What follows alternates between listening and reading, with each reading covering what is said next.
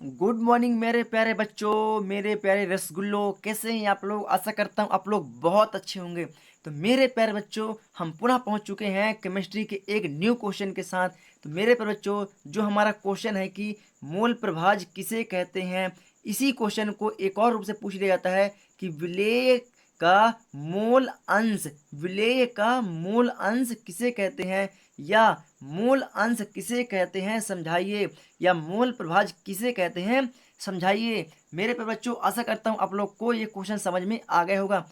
मेरे पे बच्चों, हम इसी वीडियो में एक और क्वेश्चन को कवर करने की कोशिश करेंगे। जो क्वेश्चन कुछ इस प्रकार है कि विलेय के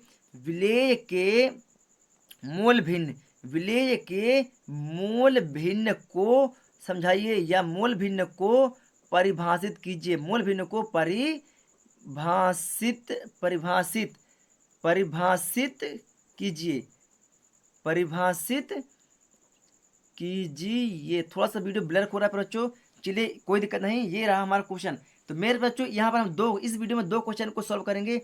विलेय का मूल भिन्न, क्या बच्चों, विलेय का मूल भिन्न। और पहला क्वेश्चन क्या रहेगा, मूल प्रभाज या मूल अंश किसे कहते हैं। आशा करता हूँ प्यारे बच्चों आप लोग क्वेश्चन समझ में आ गया होगा। तो मेरे प्यारे बच्चों, इस वीडियो के अंत तक आप लोग बने रहें, क्योंकि इस वीडियो में हमें दो फॉर्मूले प्राप्त होंगे। क्या बच्चों, दो फॉर्मूले प्राप्त होंगे जो आगे राउल्ट के नियम में हमें काम आएंगे, जो हमें राउल्ट के नियम में काम आएंगे प्यारे बच्चों।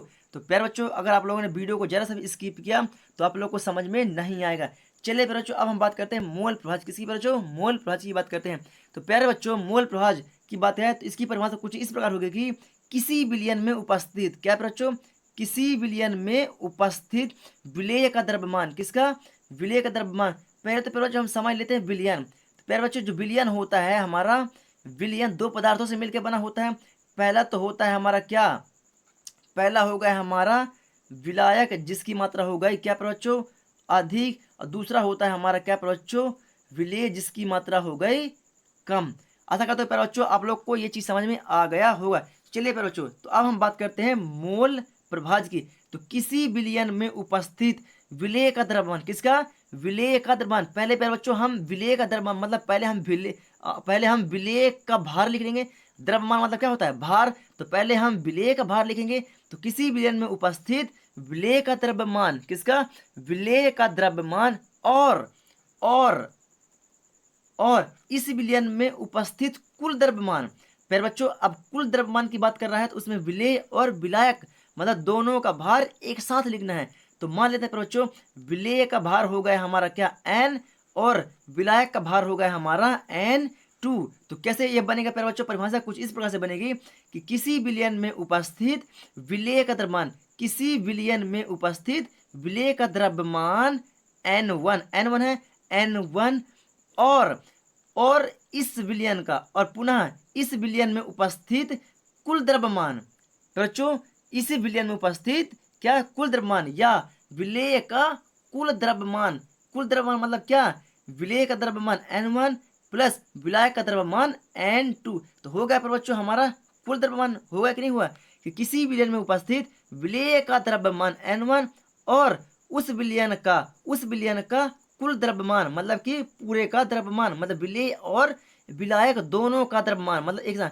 पहले हमको विलेय का द्रव्यमान निकालना है, उसके बाद विलेय और विलायक दोनों को एक साथ करके निकालना है। तो पहले विलेय का द्रव्यमान, फिर दोनों का एक साथ, तो विलेय और विलायक का द्रव्यमान। तो क्या होगा बच्चों, किसी विलयन में उपस्थित विलेय का द्रव्यमान, किसी विलयन में उपस्थित विलेय का द्रव्यमान और उस विलयन का कुल द्रव्यमान, उस विलयन का कुल द्रव्यमान के अनुपात को, ये हमारा बाटे का चिन्ह है बच्चों।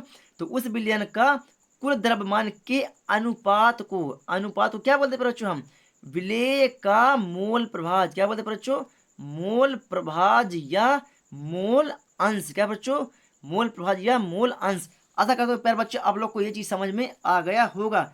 फिर बच्चों, अब चलते हैं हम दूसरे क्वेश्चन की ओर। क्या बच्चों, दूसरे क्वेश्चन की ओर। दूसरा क्वेश्चन क्या है बच्चों हमारा, मोल भिन्न किसे कहते हैं। प्यारे बच्चों, इसे हम अपनी नोट्स कॉपी में लिख करके भी दिखाएंगे कि इसे कैसे लिखना है और इसका फॉर्मूला कैसे बनेगा। फिर बच्चों थोड़ा सा बता दूं कि मोल प्रभाज को x1 से भी प्रदर्शित करते हैं। किसे, मोल प्रभाज को x1 से प्रदर्शित करते हैं। तो x1 बराबर 1/n1 upon n1 plus n2, ये हमारा एक पहला फार्मूला बन जाता है प्यारे बच्चों। चलिए अब बात करते हैं विलेय के मोल भिन्न के। तो मेरे बच्चों विलेय के मोल भिन्न, तो हमने क्या ज्ञात किया अभी, मोल प्रभाज क्या ज्ञात किया मोल प्रभाज। तो यहाँ पर क्या बोलेंगे प्यारे बच्चों कि विलेय का प्रारंभिक मोल प्रभाज, क्या बच्चों, प्रारंभिक मोल प्रभाज, प्रारंभिक मोल प्रभाज, विलेय का प्रारंभिक मोल प्रभाज और अंतिम मोल प्रभाज, क्या बच्चों, अंतिम मोल प्रभाज के, अंतिम मोल प्रभाज के या अंतिम मोल प्रभाज का योगात्मक मान क्या 1 के बराबर होता है, किसके, 1 के बराबर होता है। वो कैसे प्यारे बच्चों, चलिए अब हम चलते हैं। मेरे बच्चों हमारा जो मोल प्रभाज अभी हमने निकाला, तो प्रारंभिक मोल प्रभाज हम मान लेते हैं क्या है, हमारा प्रारंभिक मोल प्रभाज क्या है, x0 है प्लस, नहीं अभी प्लस नहीं लिखेंगे, बाद में लिखेंगे। हमारा प्रारंभिक मोल प्रभाज क्या है बच्चों, प्रारंभिक मोल प्रभाज x0 है और अंतिम मोल प्रभाज क्या है, अंतिम मोल प्रभाज हमारा x1 है, क्या है, अंतिम मोल प्रभाज x1 है।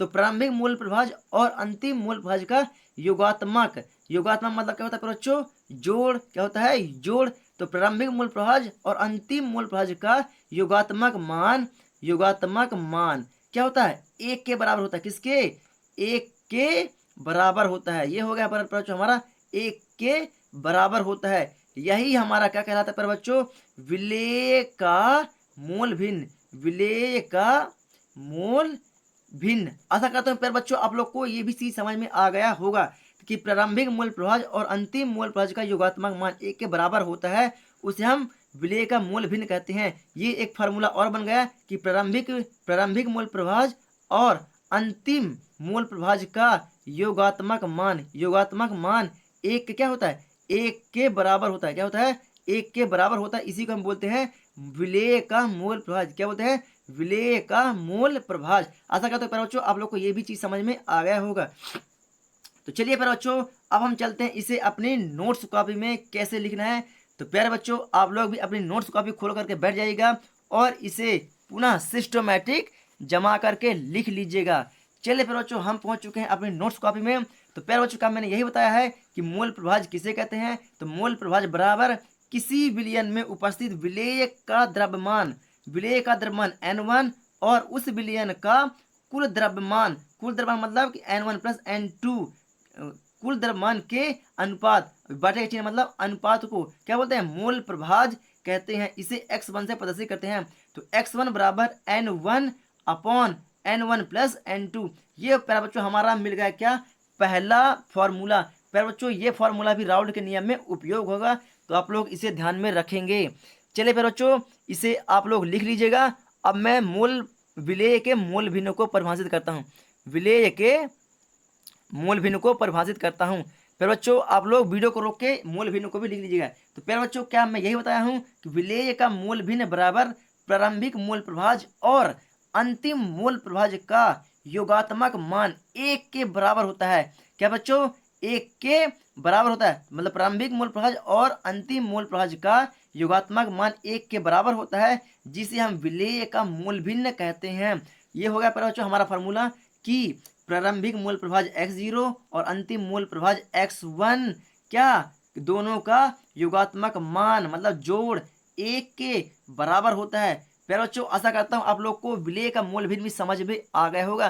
प्यारे बच्चों अगर आप लोग को ये चीज़ समझ में आ गया है तो प्लीज़ वीडियो को ज़्यादा से ज़्यादा शेयर करें और कमेंट सेक्शन में ज़रूर बताएं कि आप लोग को मेरी वीडियो कैसे लगी।